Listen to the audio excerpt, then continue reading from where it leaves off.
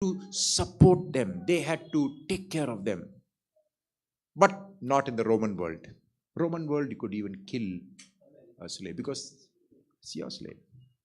But Paul is saying, no, you have to accept him as a brother. Now, so if you consider me, verse 17, if you consider me a partner, see how he looks at him, welcome him as you would welcome me. Paul, he writes all those big letters, Romans, and you read, big theologies, right? Taking time to write a recommendation letter. Many of us know what that can mean. Somebody recommends you. It can make the whole difference. A good recommendation. You recommend somebody who worked for you and you enjoyed that carpenter or plumber or somebody else. You recommend somebody, or you say, I will recommend you to this job. It makes a whole difference for somebody's life. When you recommend somebody for something, take time for that, because it takes time to write this. Last year, for one of my students who's in the US, trying to get into schools, I think I wrote some 12 recommendation letters for him. Different schools. Pastor Jacob, can you write for this?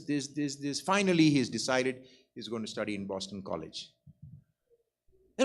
It requires time and effort.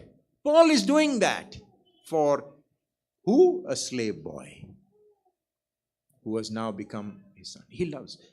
They are not of the same. Paul is a Jew. This boy, we don't know which nationality he comes from.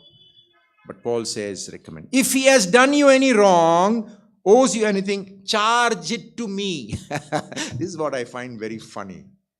Paul says, by the way, if you have some loss, now don't assume that he has robbed something and run away. Don't think that. There's nothing mentioned in the story about that. But the thing is, you buy a cow and the cow runs away. Is it a loss or not? It's a loss, right? You can't run away. I'm involved in a ministry in Bombay, and my friend who started this work, it's a very, very large work in the red light area of Bombay, Kamatipura.